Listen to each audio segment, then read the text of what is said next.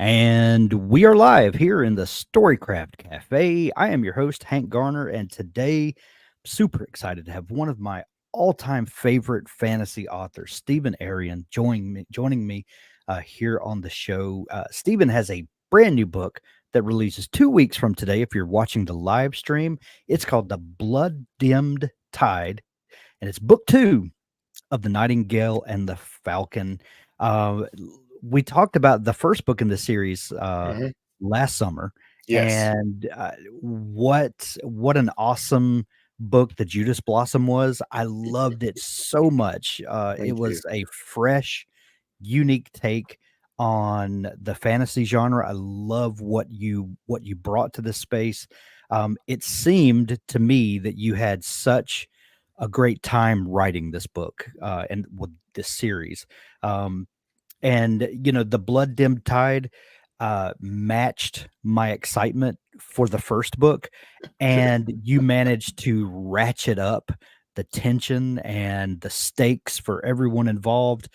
And I know this is the second book in a trilogy, Yes. and there's Right. always a tough whether you're writing a novel, everybody talks about the middle being the toughest part. It's exciting Mm, to get into a book, and it's exciting to kind of wrap up all the story threads and land it with a big punch. yeah. But the middle there is an interesting thing, and not only writing a novel, but when you're writing a trilogy, that middle book can be daunting, and you have uh, you have succeeded in meeting and exceeding all of our expectations. Anyway, I say all that to say Well, thank you welcome very back much. to the show, Stephen. It's a pleasure to be back and talk to you. Yes, Yeah, it was.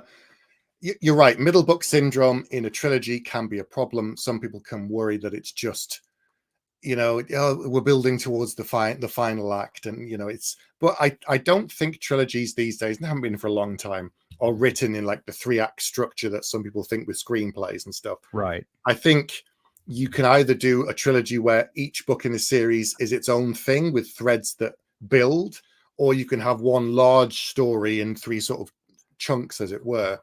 I've done it with my first trilogy, 3 very different separate stories that build, that are loosely connected. But with this, it's one huge saga, and I knew I had to bring something for this middle one, so that I didn't have that middle book syndrome, so that I didn't kind of people kind of drift away from it. And one of the comments I got from the first book was, there's a lot of pieces to put into place, and there's a lot of things to introduce, and there is, because it's a brand new fantasy world for most people. It's a new part of history that people don't know anything about, new cultures, customs, so it's a lot to work on. So I've laid a lot of the groundwork in that one, so now we're in this one, we can just kind of get going, and I'm not worried about the people kind of saying middle book syndrome, because I can just fly with the story a lot faster now and just start bringing in other elements that we only kind of touched on in the first book. Right.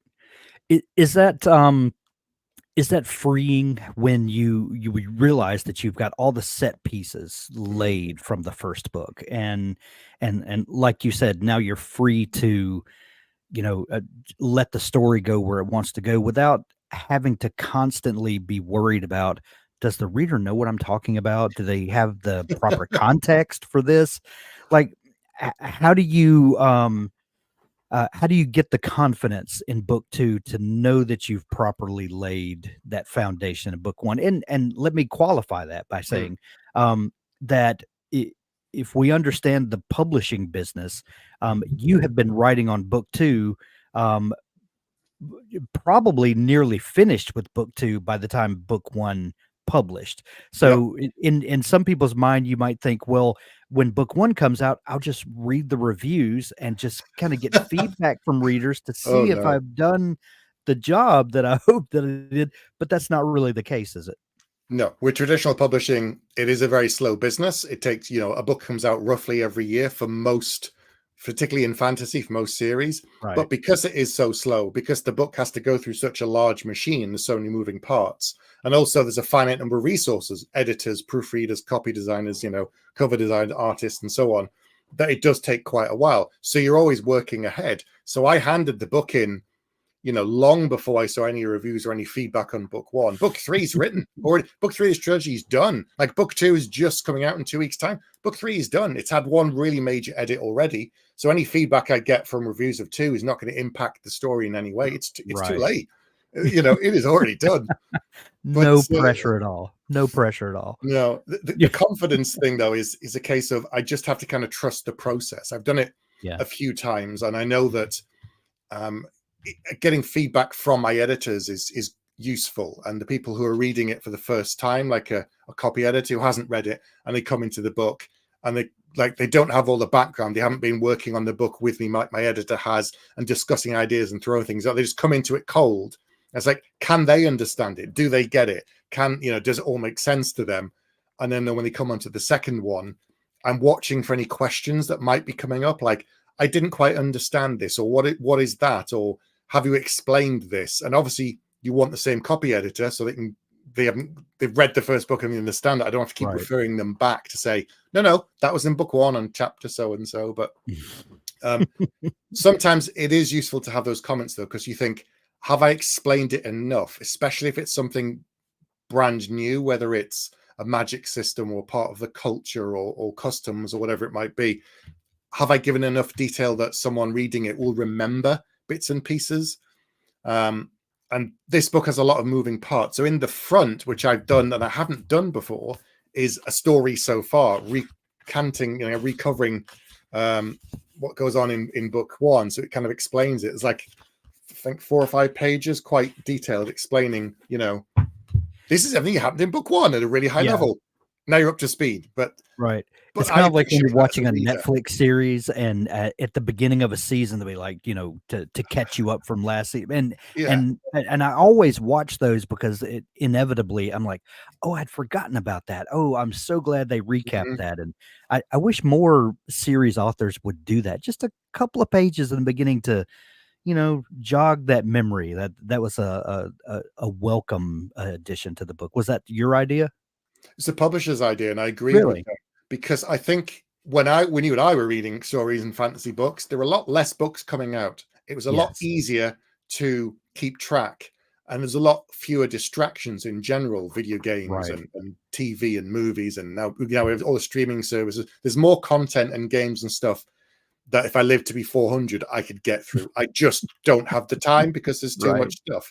So a year between books is the average time. But if you've read a whole bunch of other books in the meantime, and it's quite a complicated story, I think some kind of reminder like this is a good idea.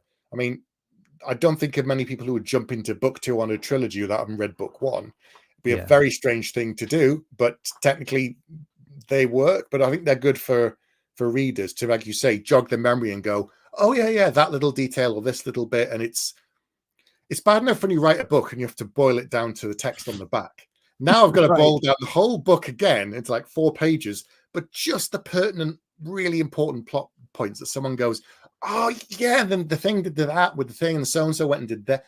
Right, okay, I'm with you now. Yeah, so it was another tricky endeavor for sure. Right. Stephen, I was thinking this morning, I was trying to think back to when I discovered your work. And if I remember right, the first book of yours that I discovered was Battlemage. And this would have been nearly a decade ago. My debut, Battlemage, 2015, 9 years. 2015. So 8-9 years ago, something like that. Thinking back to that series, and that was the Age of Darkness series. Well done. Right? Okay. Well remembered. Just grabbing, it's in there somewhere. Just floats around. Try and get it. That was a very different book in a lot of ways from your new series. But there are a lot of threads that run through all of your work that you can say, oh, that's a Stephen Aryan book. I recognize these elements that he likes to bring into stories, and whether the set pieces are completely different or that initial kind of story element that you think of, what if I write a book and this is kind of a big plot piece. Whether those things are different, there are still threads that you have woven through a lot of your works. Can you think of hallmarks of a Stephen Aryan fantasy story? Yeah, I get feedback from readers and with certain things, and I meet them at events and signings, and they say battle scenes and fight scenes that they kind of, they say you're really good at writing those action scenes. I try to put people in the middle of it so it feels more organic. That kind of comes up a lot. Since the beginning, I don't kind of talk about it a lot, but I've had kind of queer characters in my book since I debuted. I've had interesting female characters that have agency since the beginning too. I mean, going back, 40, 50 years, we talk about this a lot in fantasy. There weren't many female characters that weren't other than mother, wife, Right. the victim, or someone who worked in a brothel. It just, there were a Lots lot of more victims. male heroes, a lot more, and it has changed over the decades for the better. So I Yeah. have an interesting range of characters, so those are the kind of things that come up. Certain themes I think I pull on quite a lot that I like to play around with. The idea of redemption, heroism is definitely a big thing. The nature of it, whether it's what it means to be a hero, the effects of being a hero, and what the adventure might do to an individual. Fame is probably in there, and there's all these little things I just keep seeing, the things that I want to explore, and I'm constantly finding new things to look at and new angles that I kind of want to interrogate. And it's all about talking about things in the real world, as it always is, Yeah. The one of the things that I love about your books are your magic systems. They're so much fun. And especially in your new series, because in the Nightingale and the Falcon series, we're set in in an historical setting, Yes. historical Persia, a real place with real historical happenings. Um, Yet you bring in a really interesting way to bring magic in and to have that infiltrate the things that we know about history or the things that we suspect Mm, about history. And it's really, I love the way that you've done it because it brings a lot of things in history, we don't know all of the details, and the farther away we get from historical yes. events, they kind of get reduced to bullet points. And I've interviewed a lot of historical fiction authors who write a lot of like World War II history and that sort of thing. And Yep. there's been like a big resurgence of interest in that time period of the last few years, and my idea about that is that the further we get away from it, it gets reduced down to almost no details. We just have bullet points that we learn in a history class and we Mm. gloss over. Well, we want to kind of dig into that and get into the head of characters and figure out what it must have been like to live in that time. Well, then do that and then sprinkle a little magic in. I'm I'm all in. I'm all in. How do you think about adding magic to especially to a time period where there are things that are known about it, and maybe we have some myth and legends that are kind Mm. of woven into that. Does that give you room to explore more of the fantastical elements? How do you start thinking about this is real, but here are fantasy elements that I can weave in? So when I conceived of doing this as historical fantasy, I knew I was Mhm. going to have lots of fictional elements. I was going to base it up to a certain point on history and historic events within this period. It starts in the year 1260. But I also knew that at some point, I'm not writing a historical fiction novel. I'm not trying to create it to the best of the ability from the sources that I can find. Some of Sure. those books have been done in similar time periods, but I'm a fiction writer. I wanted to be able to play with things and create things. So some of the characters are based on real people. Some of them we don't know anything about, and so I've used them as a basis and springboard and create my own things. And some of them I wanted to create whole cloth. And then I start thinking about the magic system, and I didn't want to dramatically change the course of events in the history that I'm kind of sort of retelling. Because if I suddenly brought in magic like I had in my first trilogy with Battlemage, these are kind of frontline powerful wizards that come out and summon lightning and blow storms and blow up whole armies. Right. I thought that will dramatically change the whole course of any kind of conflict in this time period. Sure. So, and I'm thinking, well, then it just becomes pure fantasy. So why set it in this period? Why not just say similar to, or inspired by? And I thought, no, I want something a little bit closer to history. So there is a magic element to it. It is something quite subtle, but it has threads that go all the way back through history to kind of thousands of years in the past. And it's loosely based upon something that's real as well. So there's a defunct splinter sect of an old religion that kind of got to a point in history and then it vanished and we know nothing else about it. And what little we do know is very, very thin. And I was like, what if? What if? That's the most powerful question for a writer is what if? But what if? And then it's the same. So this isn't a spoiler. In the first book, one of the main characters is a character called Princess Kokachin. She's a real person, and according to what we know from history, she left Mongolia in the company of Marco Polo, traveled across the world for 2 years to come to Persia to marry the Khan that was ruling in that area. When she arrived after taking a journey which took 2 years, the person she was going to marry had died. His son had become the Khan, so she married him. And according to what we know from history, about 4 years later, she was dead. And we know like almost nothing else about her in history.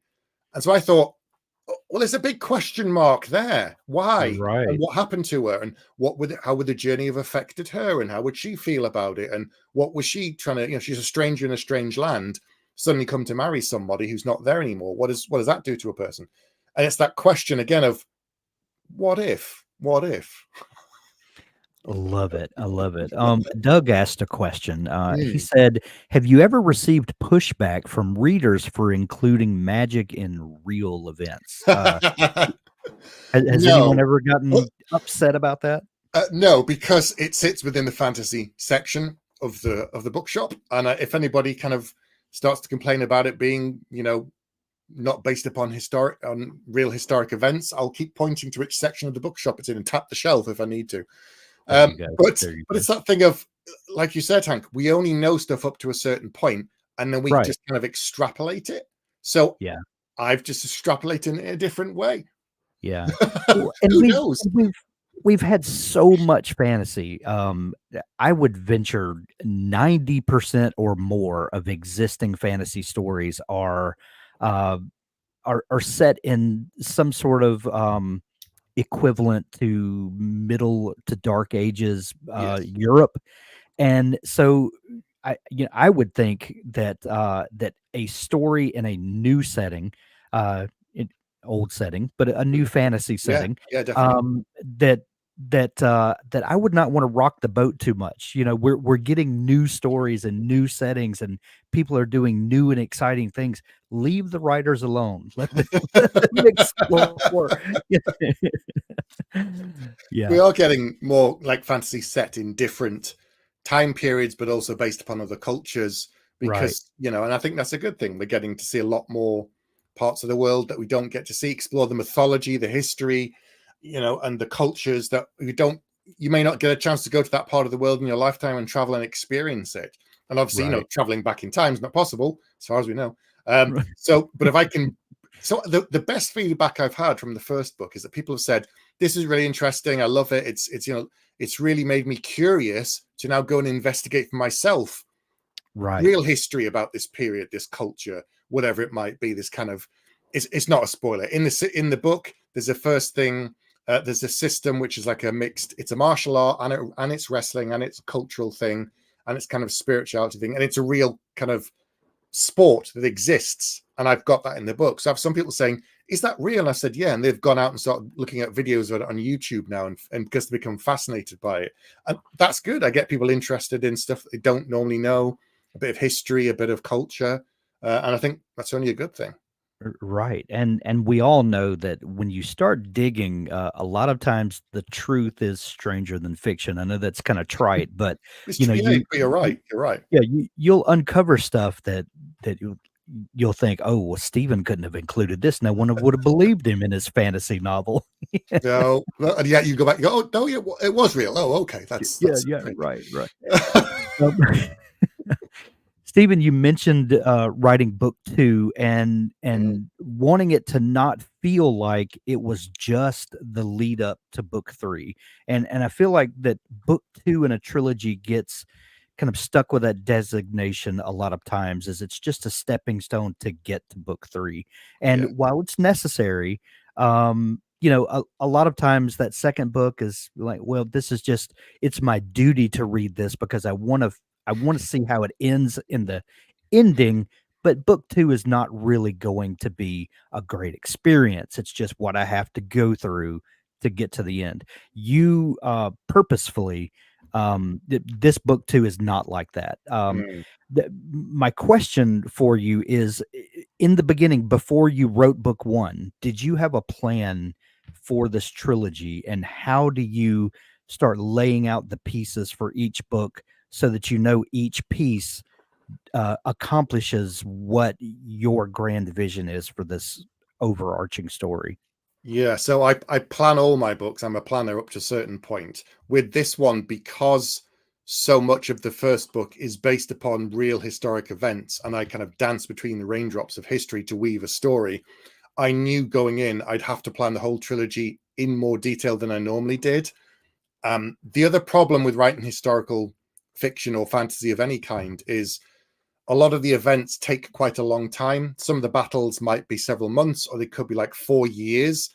And if I'm trying to write a story that takes place, you know, with moving between different points of view, I can't be like 3 months later. Now the story carries on, and then a few chapters later, 2 years later, the story carries on. So that kind of would interrupt the flow of events, and you'd want to know what was going on in between those things, and I can't really do that. So what I did was I mixed around some of the timelines to try and make it cohesive. So the first book is set over the space of kind of 2 years, and same for the second book, and same for sort of the third book is probably in terms of consecutive is slightly shorter. But that gave me a kind of breakdown that I thought there are certain events that are coming up in history that I know, if I can bring them forward, it makes it slightly more exciting, but it's still cohesive in terms of history up to the point. Um, but I also knew that if I'm just writing historical fiction, it'll almost be a little bit predictable in terms of if you know that thing, and if you don't, you might get a start feel for the event. So, like one of those giant kind of oil tankers out at sea, the first book is very close to historical events in Yeah. most places, but in the second book, I'm kind of steering the ship ever so slightly away. And by the time you get to that third book, it is really not like history at all. I have changed a lot of things, and historians will get very upset. But once again, I'll go to the shelf and tap it and say, fantasy. There we go. Right, So, right. but I still thought, yeah, I've still got to plan this because I had to do a lot of research and background reading, and it's that thing of there's an iceberg and you're only seeing 15% in the story. The rest of it is just there that I've got Right. notes and things I've taken out because I'm thinking that's going to trip someone up who isn't familiar with this. Take it out, put something in that they'll understand, you know? Yeah. You said something just a second ago that I'm going to adopt into my everyday conversation when you said dance between the raindrops. I Yes. will credit you with that, Thank but you. just know that I will be using it. So, Please do. Please do. yeah, yeah, I love that. I love that. Um, when you're working with a publisher on a launching a new series like this, and the publisher for this book's Bad Robot, is that Angry right? Robot. Angry Robot, I'm sorry, Yes. sorry. That's okay. Angry Robot. Th Was this the first series that you've written with Angry Robot? Second, I did The Coward and the Okay, Warrior with them. okay, yeah,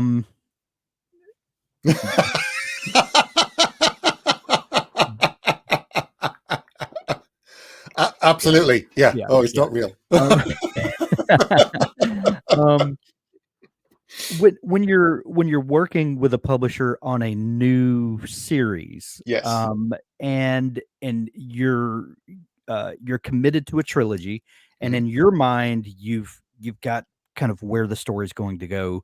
Um, how in depth do you work with the publisher at the very beginning, to kind of plan out and lay out a strategy for the book, and for them, one, to feel confident that okay, Stephen can write and deliver this grand epic story, and for you to have the confidence that the story is going to be delivered on time, that Mhm. publishing schedules are going to be met, because we all have been invested in a series, and all of a sudden that second book is a couple of years late, and then readers lose interest in it.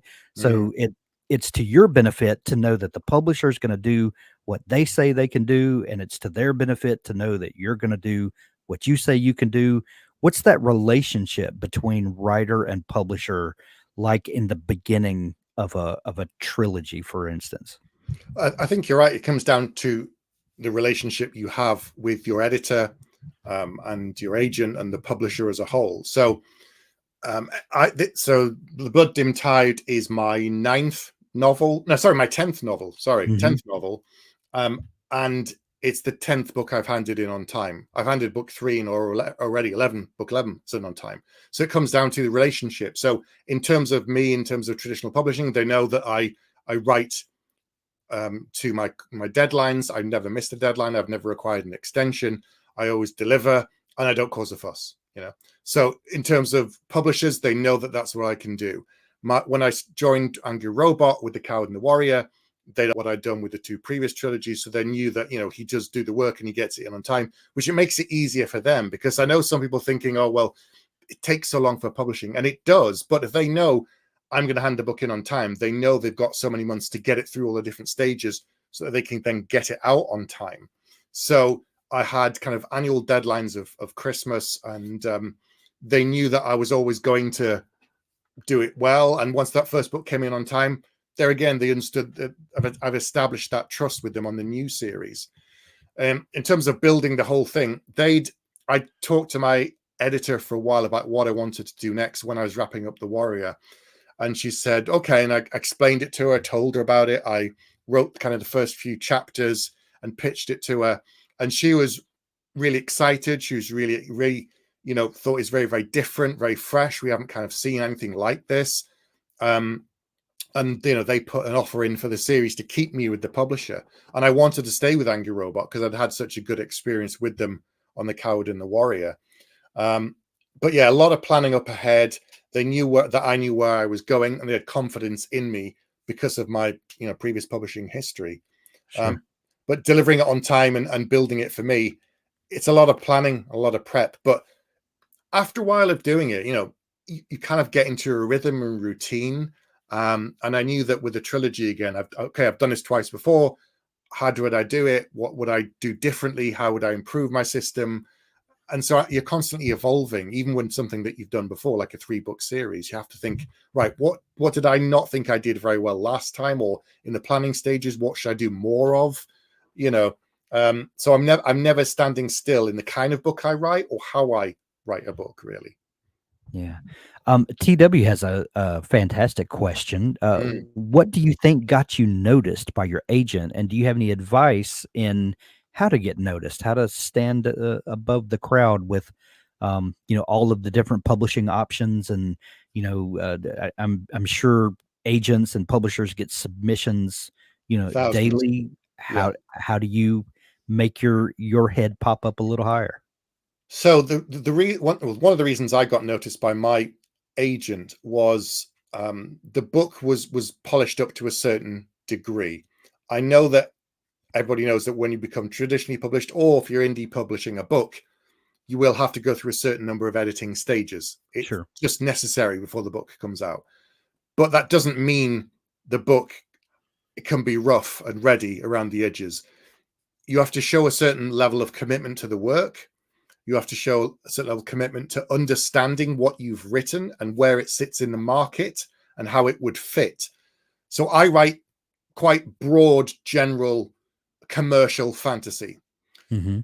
If I was writing something very, very niche, that was very, very particular. And let's just say it was absolutely amazing. But the market for it, because it crosses so many boundaries, or it might upset certain people, or whatever it might be, that's a very kind of thin sliver of the market. But I knew that what I was writing, broad epic fantasy with Battlemage, was broad commercial appeal, possibly international appeal as well into other countries that read fantasy. And it proved to be the case. So I think you have to know the genre that you're writing in. You should, if you want to be successful in terms of traditional publishing within whatever genre you're in, you should be reading absolutely within that. Not everything, read as much as you can afford, go to the library, see who's getting book deals, see what's being published, but write what you want to write. Don't try and write to a trend, because by the time you put the book out, as we said, books take so long. The trend could be over, the market could be saturated. If someone comes today and says, right, I've got a great book for a historical fantasy series set in Persia, and they go, yeah, we've got 10 of them, they're coming out over the next 3 years, this will be book 11, it's just one too many. So there's all these things of write something that's broadly commercial if you want to. If you don't, you want to write completely your own little thing that will find an audience, but the audience will be smaller. There are options now today to go in indie and make money that way. In terms of getting noticed, everything comes down to the work. Don't be weird. Don't be quirky. Don't try and be funny. Don't try and, I've heard some weird stories about people sending presents to the offices of the agent, or, turning up at their workplace in some cases. And honestly, really horror stories. Treat this like a job interview. Treat this as like, you want to make the best first impression with this agent. Go over your query letter again and again and again and again. Polish the book until, here's another quote for you, until you feel like you polished it so much, the only thing you're doing is moving the deck chairs around on the Titanic. You're not actually changing the story in any way. You're just kind of like fiddling with the words. At that point, it's ready. Get a bunch of other people to read it and then work on it again. So this is why I say you have to have the book as near perfect as you can make it. Focus all on the work. Do your homework in terms of what the agent wants. Do your homework in terms of when they're open or closed, because agents, as we said, get thousands of submissions every year. And after a while, they kind of say, right, we're closed for a bit, and we're going to work our way from the bottom all the way up to the top. So whoever sent one in like 8 months ago will go then, and 7, 6. So, so they work their way through. So keep an eye on the agents that publish and are interested in your kind of material and your kind of genre and subgenre. If you don't know, find the books that are similar to yours on the bookshop, in your local bookshop, find the author online, and then find their agent. And then you'll find, agents potentially for your list. So it's a lot of homework, and it's a lot of hard work, and it's a lot of effort, but you only get one chance to make a really good first impression with that book. You cannot go back to an agent with the same book, even if you've edited it, unless they expressly say that you can. And most of the time they won't, because they don't have the time. The year that I got picked up by my agent, I think she had something like 7,000 or 8,000 submissions, and she took on 5 clients. Wow. And the numbers are now even higher for her, because she's a very, very popular author with many international best-selling authors all over the world. So if what I'm saying sounds like a lot of hard work, it is. Yeah. But it's always going to be hard work. Yeah. Even after you got that first book out, it's still hard work. Let your work speak for itself, but put forth the best product you can put forth. Yes. Be a professional. Always. Know your genre. And if you get rejected, still be an absolute professional. The best case scenario is an agent says, it's not right. They may give you some feedback. If they don't, and they just say it's not right for me, and you can always go back to them and say, thank you very much. Can you provide me with some feedback? Now, most agents won't have the time to do that, but some might. And then you've got something to work on for the next book. Or if you send your book out in batches to agents, and one of them gives you something to work on, you can then work on that before you send it to the next group of agents. Whereas if you blunderbuss all 50 agents on your list in one go, that's it. You're done. You've burnt the list. You can't send that book out to any more of them. So there's lots of things to learn that I've kind of just over the years realized, and I've seen people make mistakes, and mistakes I made on previous books, because it took me over 10 years of querying. Yeah, that's a great strategy to not send out to everyone to pick a batch, see if you get any feedback, and then revise if you need to. And then, because you're absolutely right, once you have submitted that manuscript, you're burned on that That's it. round of submissions. You're going to have to go write another book and start the process all over. So Yeah. that's an excellent piece of advice there. um Stephen, because you are so consistent with your work Yep. schedule, with your schedule of delivery, I would imagine that your writing life must be fairly regimented. What does a typical writing day look like for you, and how do you, and maybe think of it this way: when you've committed to a project and you know that you have to turn in Christmas Hmm. uh, this year, and now it's toward the end of June, Yep. so we've got 6 months basically. I think 6 months from today is Yeah. Christmas. How do you break down the work to make sure that you are maintaining your schedule without isolating your family and all of the things that you know all of the dreaded things that we could all imagine? It is difficult, yeah. So it's finding the balance. So when I worked full time, I would write evenings and weekends late into the night. Now I write part time and I work part time.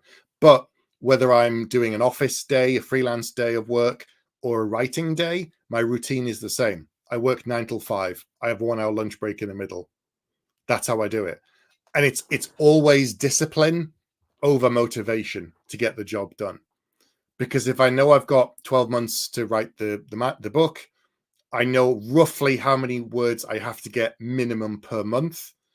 Right. And I set writing word counts for myself when I sit down for a session for a day, because that helps me. It's just that it keeps me on track so that I do have that consistency. So I never miss a deadline, but also means that if I fall behind 1 month, I've still got wiggle room to pick it up the next month. I'm not kind of like getting to October and spending 18 hours a day trying to get to the word count, so that by maintaining that consistency, even when I don't feel like writing, even when I'm tired, even when I'm feeling a little bit burnt out, I have so enough wiggle room that I can say, right, I need a rest, take a week off, clear my head, do no writing, no editing, nothing, recharge, and then come back. And that's the best way to do it. It's always discipline over motivation, but also writing in, I always say you should start writing in time slices rather than time slabs.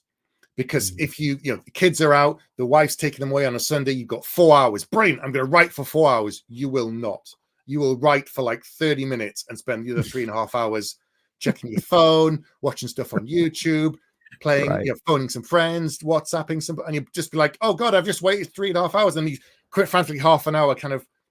So start with time slices. Write for 30 minutes. If you consistently write for 30 minutes and you can do that 3-4 times a week, the words will start to tick up. Even if you think they're rubbish, it doesn't matter. You get them down and you work your way forward to the end of that first draft. And then you can come back and revise it. If you can do 30 minutes easily, push it to 40, push it to 50. And eventually you'll kind of get to the period where you're like, right, write for an hour, take a break. Write for another hour, take a break. And you can just gradually, it's like a muscle. Like anything else, repetition and doing it often enough, you find your own rhythm. But Right. yeah, Right. that's how I do Um, it. Michael LeBron, who's a friend of the show, talks about writing in the cracks of life, and he's a big proponent, and this is a man who works full time in the insurance industry as an executive, was going to law school in the evening and still publishing like 10 books a year.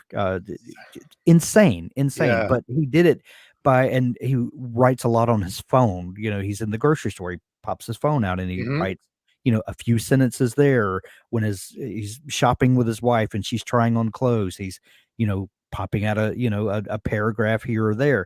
Yep. Have you ever resorted to that sort of level of taking notes on your phone or things like that? Like what do you do when you're out from away from your writing computer and ideas come to you? Do you have a method for tracking those and to kind of keep your brain engaged on the story without just having your head in the clouds all the time. Well, I think there's a bit of that anyway with every writer. Right. They've always Yes. got their head slightly kind of like, where are you? What? Sorry, I'm here. And you're not. You were off somewhere. Yeah. I only write at home on my computer. I've tried writing in coffee shops. I've tried writing by hand or on a train. It doesn't work for me. It works for other people. It doesn't work for me.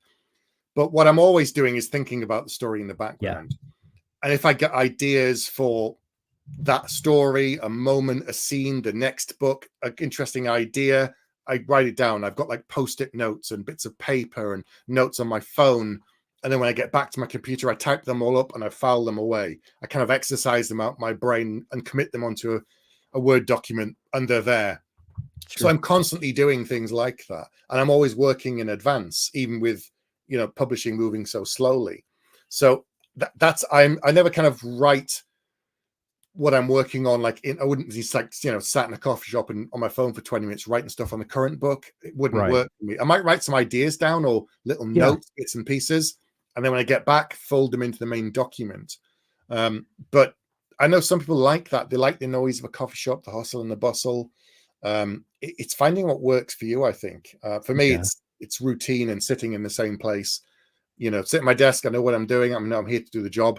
Get on and get the words down. So you had a great thing that you mentioned there about how stories are always being created and built on, whether that's the book you're writing or not. If you're a writer, it's one of the most trite questions that you hear in interviews when someone's interviewing a writer and they're not a writer themselves. And they always ask stupid questions like, where do you get ideas from? And every writer knows that there are a million ideas. The problem is not where do you get your ideas from? It's how do I execute all of the ideas that I have, or which idea, has legs to be a trilogy and, not just a great inciting incident.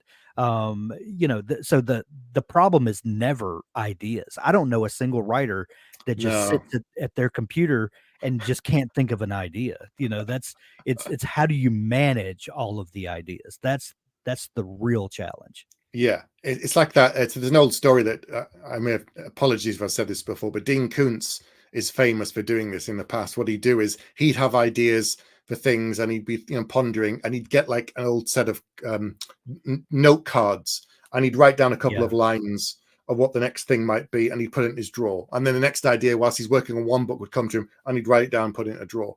And when he finished one book, he'd open up his drawer and go through his cards and be like, "Ooh, that one sounds interesting. That one's got legs." And he'd pick the best one that he thought, and he'd put it down and he'd start working on that book. And that's how he would work. And I think leaving ideas to rest is good, because whenever you're working on a book, it's a long process. It's a marathon. It's a haul. Even if you can write super fast, and I can't. But there's always that little thing in the back of your mind going, I've got an even better idea. And this is exciting. And it's the world building phase, which is the most interesting. It's not because it's not the long haul. And it's that distraction of, wouldn't you be rather working on this? And the idea is probably not going to be any better or easier to do. So you take all that stuff and you write it all down. And then when you come back to it in 6 months, you might be like, on reflection, nah, that's not the one. But it's just another form of mental distraction to make you stop you working on the book that you're doing right now and not finish it, which is a trap that many new writers fall into all the time. Yeah. Well, we've talked around book 2 a lot, but tell us what's happening in book 2. Where are we picking up the story, and what can we expect from this book? Okay, so without spoiling too many things about it, I'm having you describe it and not me. Yeah, that's good. Yeah, thanks. So in this period of history, the Mongol Empire is this massive contiguous landmass empire that's stretching all the way to kind of the shores of Japan. It's pushing down in towards India. It's covered all of modern day kind of the Soviet Union and a good portion of Europe, and it's pushing further into Europe, and it's now pushing down towards the Middle East and the top of Africa towards Egypt. And the story that I'm telling focuses on the section that's kind of covering the Middle East, and we're looking towards Rome, we're looking towards Egypt, and they're trying to grow the empire. And it's about a rebellion. It's about a rebellion with no army. The fact that the Mongols invaded Persia, defeated the army, took over, and just started trying to rule it whilst growing it at the same time. But the people there don't want them in power, but they don't have an army. So they're trying to fight back in other ways. And we have some characters that infiltrate the Mongol Empire and say, right, well, I'll try and take them apart from the inside. And they rise to positions of power. And suddenly they have access to more information, more knowledge, and more opportunities to sabotage things carefully because they're walking on very thin ice.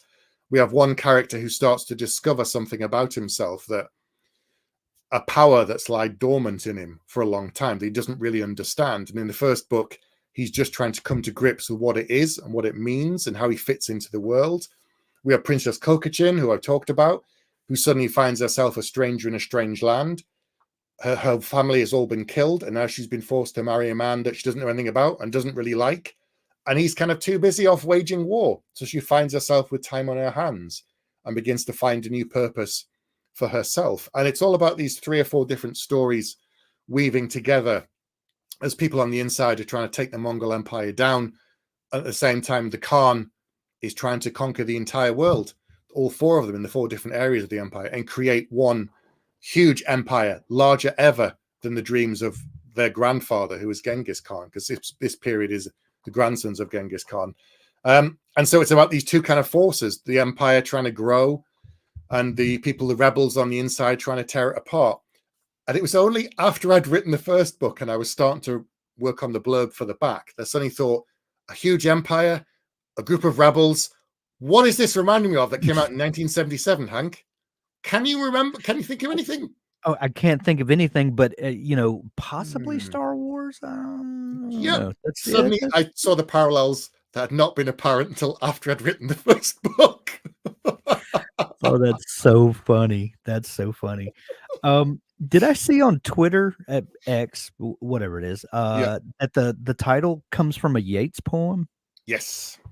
Yeah, yes, it does. All 3 books have titles that come from poems. All 3. Interesting. Is that was that on purpose? Yes. Yeah. 2 reasons. One, finding a title that's unique in fantasy is incredibly difficult. Yes. The king of, the sword of, blade of, crown of, you Google it, you're going to get a whole load of different things. So coming up with a unique title that if you Google it will pop up pretty early was one thing. The second is Persia culturally going back thousands of years is a land of poets and playwrights and artists and sculptures, and they created huge, amazing kind of construction things that we can't even imagine how they put together these days. Like you go to somewhere like Egypt and you look at the pyramids and you're like, how do we do that today? We can't even imagine it. And there's a lot of kind of history woven into Persia. And so I wanted to kind of nod towards that by having 3 separate titles related to poems. And this one with Yeats, The Blood Dim Tide, the line is, all about the fact that things are getting much worse. The blood is rising, and it fits very, very well with the theme of the Mongols expanding their empire, conquering more. And it is a very savage period in history. Anyone who's squeamish, anyone who thinks it's going to be a gentle ride, might want to brace yourself, because this period of history was savage. It was absolutely terrible. And believe it or not, I've toned everything down by quite a degree. I still got comments from my editor saying, "Oh my, what?" and various expletives in the notes section, and I've toned it down. So yeah, I kind of, the title nods towards things getting a lot worse. Hence, the second book is not a kind of resting, slow second book. There's a lot of stuff going on. I love it. I love it. The Blood Dim Tide comes out 2 weeks from today. If you're watching this live, that's July 9th. If you're catching this on the podcast later on, book 2 in The Nightingale and the Falcon. This is a book 2 that you must read, and not just as filler to get to book 3. This is a must have. This entire I can't wait for next year. I've already read this book because I got an advance copy from your publisher, so I'm already chomping at the bit for book 3. Well, And it's written. The good news, it is written. see, It's done. It's had one major edit. I'll in the next couple of months I'll do another edit and then a third edit. But yeah, it you is see, done and dusted. and it doesn't matter that the emails that I send to Angry Robot saying, "Hey, I've been Steven's friend for years." Yeah, that it doesn't work. I've tried. I've tried. Anyway, anyway. Stephen, if folks are just discovering you and want to get into your great back catalog, we've got 10 books in your back catalog now. This is your Yeah. 11th published book. Where's the best place for them to, find out everything there is to know about you and your work? Yeah, my website is probably the first place to start. Stephen-Aryan.com. I'm on Twitter. I'm on Instagram. I'm always talking about my books on there and events and stuff. This August in Glasgow is Worldcon, the largest kind of science fiction fantasy convention in the world. Next year, it's going to be in Seattle, and the following year, it's in LA. So it kind of moves around the world. Right. But I'll be there in Glasgow this year for anybody who's in the UK. Yeah, start with a website and then go from there. Excellent. We'll link it up in the show notes to make it easy for folks to find you. Stephen, always a pleasure to catch up and to talk fantasy. You have one of the best fantasy writing minds in the business today, and Thank you. I can't wait for everyone to pick up the book when it comes out. Have you listened to any of the audiobook yet? Yes. So I know I have not gotten to hear any of it yet. I'm excited for it though. The audio narrator, she's fantastic. She's a British Iranian actor, I love it. and who's been on TV and things as well. Okay. She was in Ted Lasso in like a background Okay. character in like season 3 and stuff. She does, that's her day job, and narration is her kind of other job. So yeah, I've listened to some of it and I'm really happy with how it's come out. So fantastic. yeah. Well, we'll make sure we have a link for Amazon and for Audible because the audiobook for book 1 was fantastic. So I'm expecting the second to be the same. Stephen, thank you so much for joining me today. Thank you, Hank. Thank you for having me again. Thanks for tuning in, everyone.